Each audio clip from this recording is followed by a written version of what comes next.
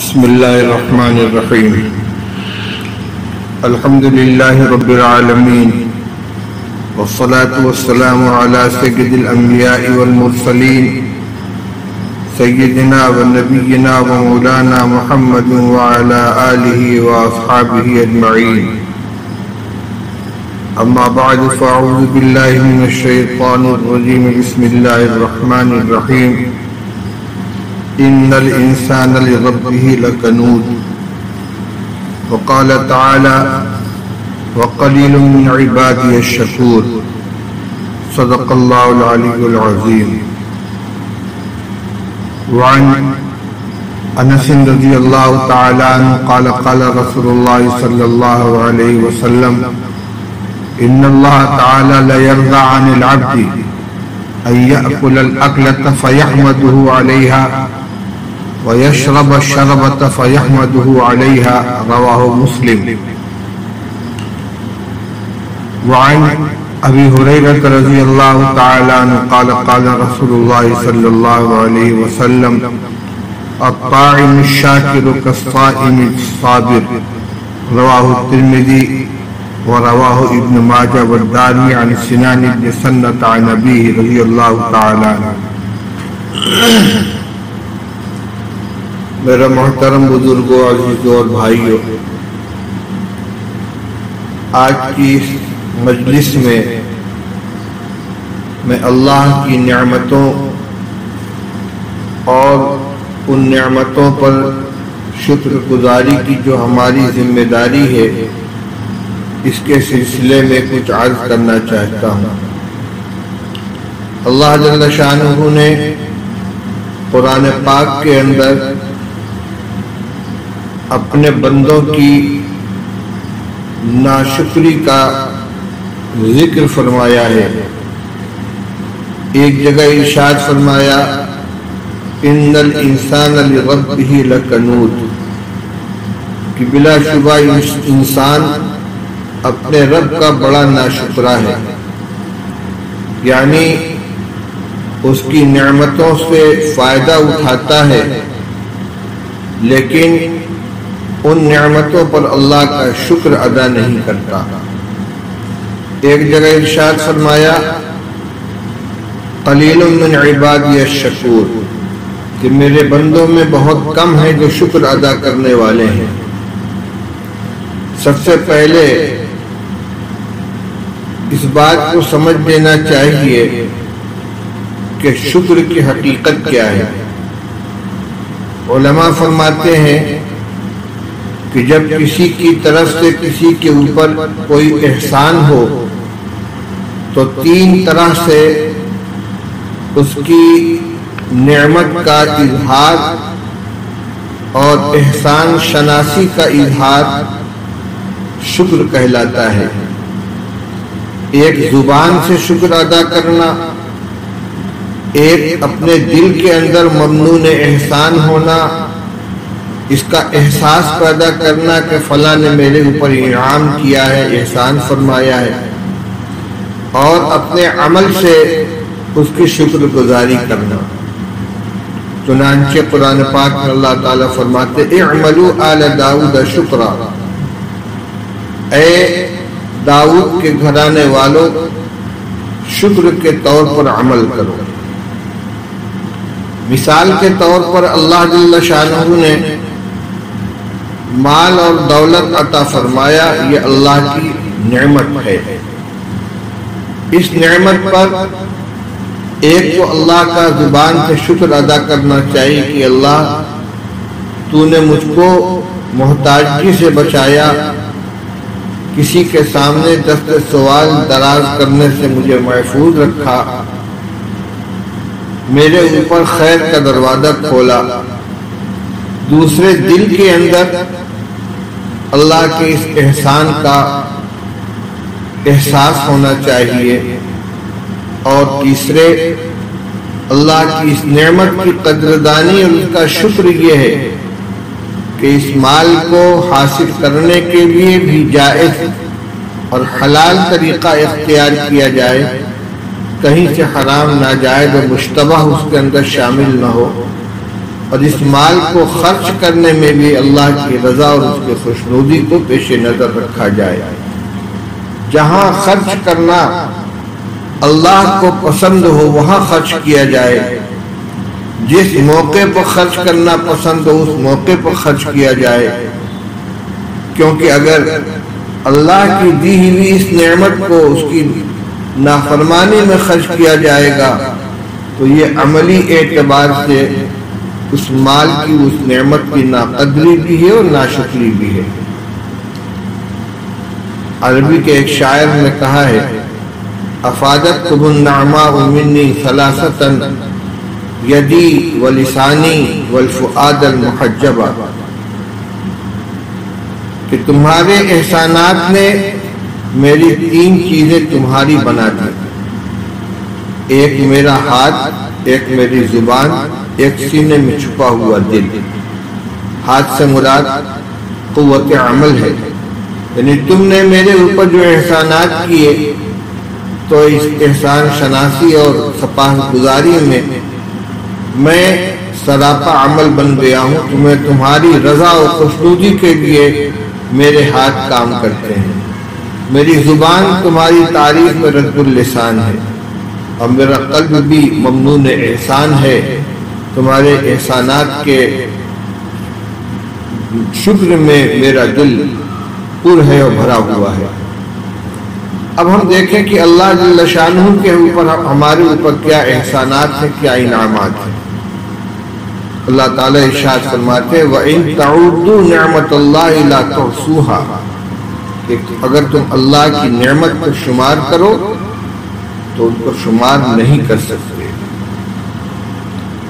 حضرت شیخ الحدیث مولانا محمد زکریا صاحب رحمۃ اللہ علیہ نے ایک عجیب نقطہ اس جگہ بیان فرمایا ہے، غالباً اپنے والد مولانا محمد یحییٰ صاحب رحمۃ اللہ علیہ کے حوالے سے، کہ اللہ تعالیٰ نے یہ نہیں فرمایا کہ اگر تم اللہ کی نعمتوں کو شمار کرنا چاہو تو شمار نہیں کر سکتے، بلکہ فرمایا کہ تم اگر اللہ کی نعمت کو شمار کرنا چاہو تو شمار نہیں کر سکتے۔ دونوں میں تھوڑا سا باریک فرق ہے۔ نعمتوں کا مطلب جو ہوا کہ الگ الگ نعمتیں ہیں، پانی ایک نعمت ہے، ہوا ایک نعمت ہے، کھانا ایک نعمت ہے، پینا ایک نعمت ہے، اور ایک نعمت پانی ہے۔ اللہ کی نعمت کو شمار نہیں کر سکتے کا مطلب یہ ہو سکتا ہے کہ اللہ کی اس ایک نعمت کے اندر کتنے فوائد ہیں اور انسان کتنے طریقے سے اللہ کی اس نعمت سے نفع اٹھاتا ہے، فائدہ اٹھاتا ہے۔ اگر صرف اس کی جہتوں کو شمار کرنا چاہے، غور کرتا رہے، پہلو در پہلو نکلتے چلے جائیں گے اور وہ اس کے انتہا تک نہیں پہنچ سکے گا۔ سورج اللہ کی ایک نعمت ہے، دھوپ نکلتی ہے، اس ایک نعمت سے کتنے فائدے اٹھائے جاتے ہیں، عالم روشن ہوتا ہے، دنیا کی ہر چیز نظر آتی ہے، بقدر ضرورت تپش پیدا ہوتی ہے، اس سے غلے تیار ہوتے ہیں، اس کی جو شعاعیں ہیں ان سے کیا کیا فائدے حاصل کیے جاتے ہیں، بجلی بنائی جاتی ہے، اور جو جو نعمتیں، جو جو فائدے اس سے ہو سکتے ہیں، تحقیقات اور معلومات حاصل کرنے کے ذریعے ان میں برابر اضافہ ہی ہوتا چلا جاتا ہے۔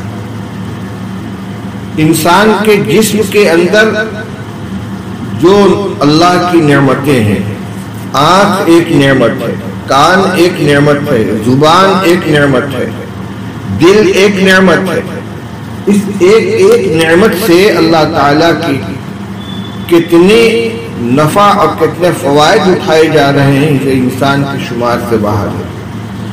آج ہماری کوتاہی یہ ہے کہ ہم اللہ کی نعمتوں کے بارے میں سوچتے بھی نہیں، غور بھی نہیں کرتے، ہمارا ذہن بھی نہیں جاتا کہ یہ اللہ کی کوئی نعمت ہے جس سے ہم نفع اٹھا رہے ہیں، اور جب نعمت کے نعمت ہونے ہی کا احساس نہیں ہوگا تو اس کے اوپر شکر کیا ادا کریں گے۔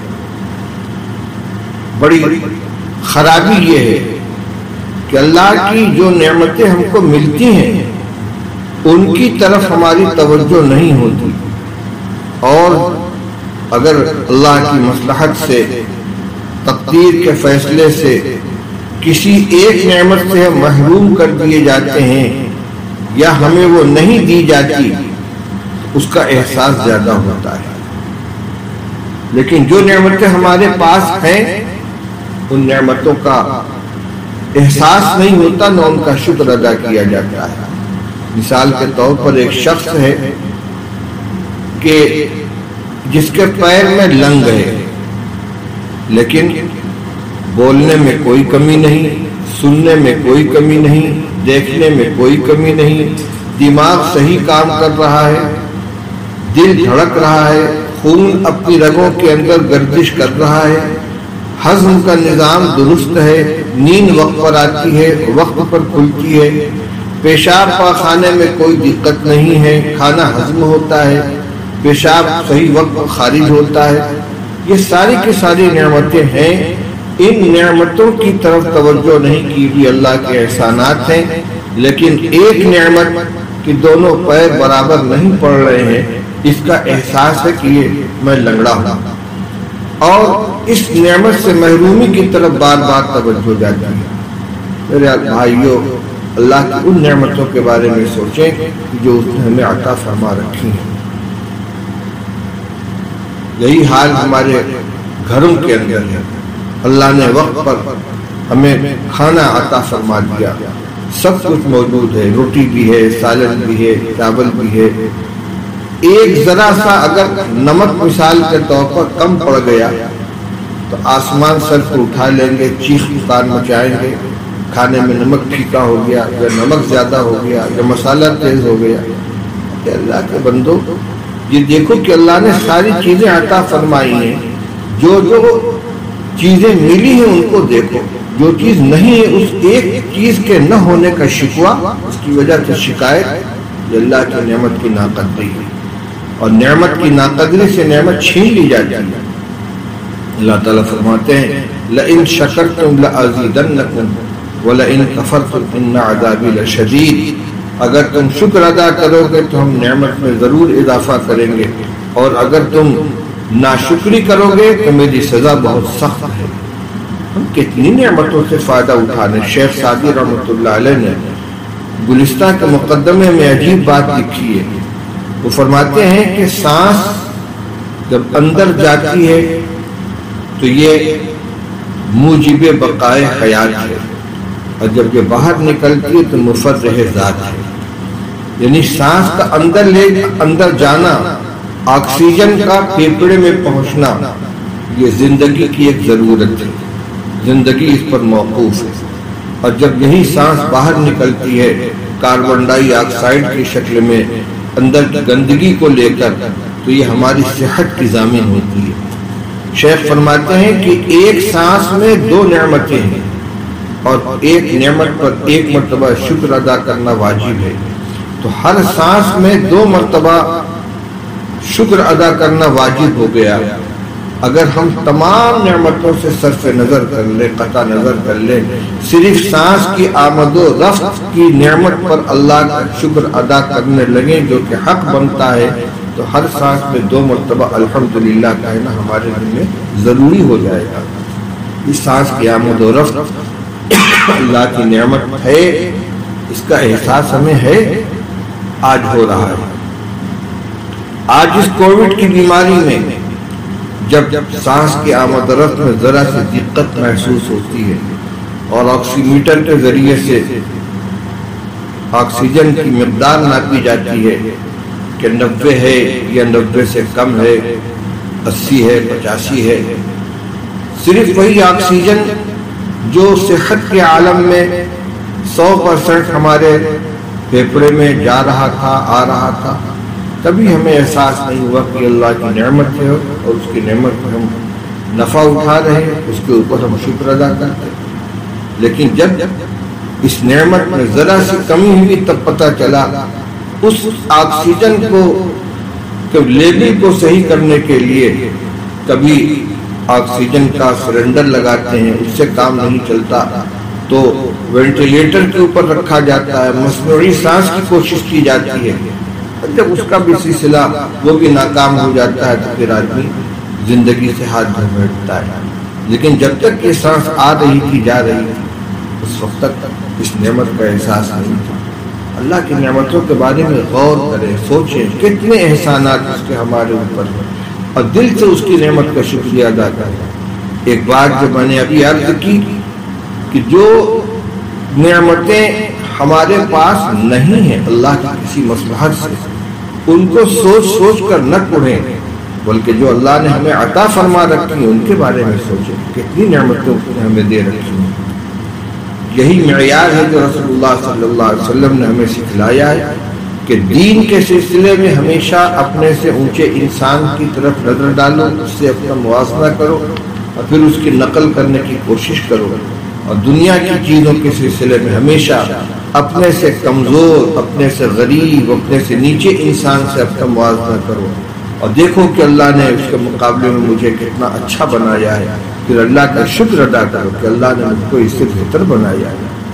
اور اس کی مثال بھی شیخ سعدی رحمۃ اللہ علیہ نے دی ہے کہ ایک مرتبہ میں غربت کی وجہ سے میرے پاس جوتے نہیں تھے، میں ننگے پیر چلتا تھا، اپنے اس پابرہنہ ہونے کا مجھے احساس ہوتا تھا۔ کب؟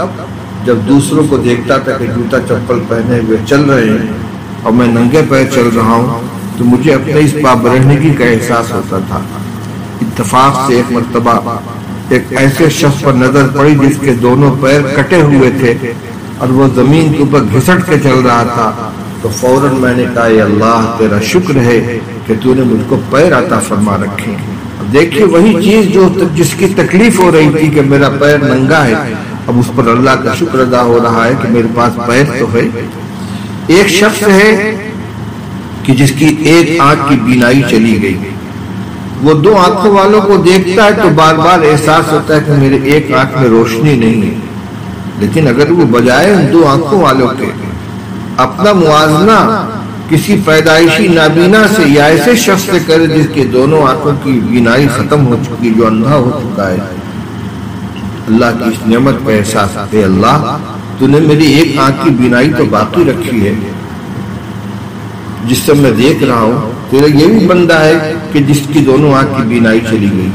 اسی لیے حدیث میں فرمایا گیا کہ جب کسی کو مبتلا مصیبت دیکھو تو یوں کہو الحمدللہ الذی عافانی مما ابتلاک بہ وفضلنی علی کثیر ممن خلق تفضیلا۔ اللہ کا شکر ہے کہ اس نے مجھے اس بلا سے محفوظ رکھا، عافیت میں رکھا جس میں تجھ کو مبتلا کیا ہے، اور مجھے اپنے بہت سے بندوں سے بہتر بنایا۔ لیکن یہ دعا سنا کر نہیں پڑھنی چاہیے تاکہ اس کو احساس نہ ہو۔ یہ دو چیزیں ہمارے لیے غور کرنے کی ہیں۔ ایک تو اللہ کی ان نعمتوں کو دیکھیں جو ہمارے پاس ہیں، ان چیزوں کو نہ دیکھیں کہ جو ہمارے پاس نہیں ہیں، کیونکہ اللہ نے اس حال میں بھی ان کو بہتوں سے اچھا بنا رکھا ہے۔ اللہ کی نعمتوں کو سوچیں اور پھر ان کے اوپر اللہ کا شکر ادا کریں۔ کتنی نعمتیں ہیں جو صبح سے شام تک ہم برتتے ہیں، استعمال کرتے ہیں، مگر ان کی طرف توجہ نہیں ہوتی۔ مگر رسول اللہ صلی اللہ تعالی علیہ وسلم نے اپنی مسنون دعاؤں کے ذریعے ہمیں ان کی نعمت ہونے کی طرف متوجہ فرمایا ہے۔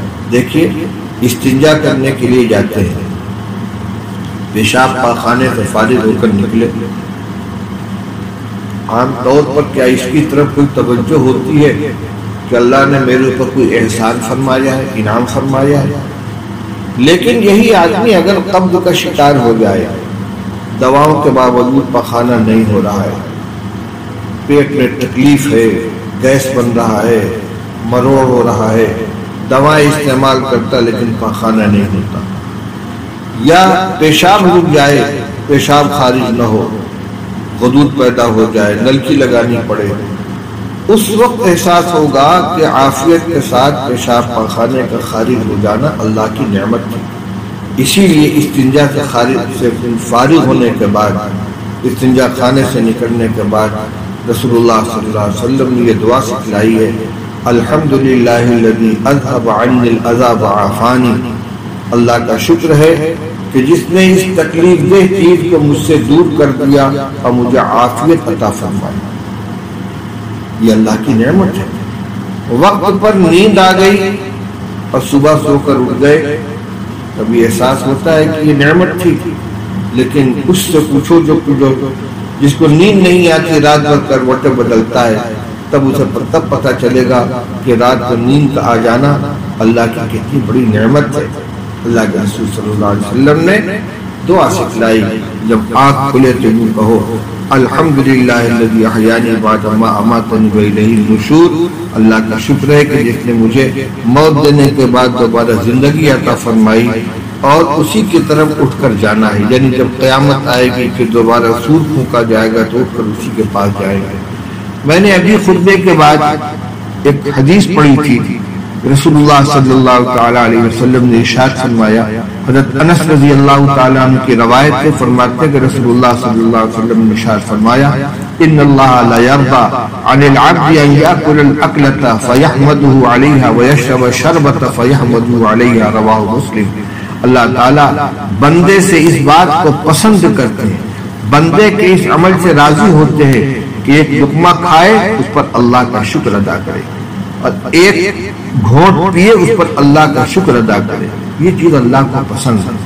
اور کھانے کی شکل دیکھ کر ہی منہ بن جائے، چہرہ کا رنگ اتر جائے، کڑواہٹ طاری ہو جائے اور اس کے بعد کسی طرح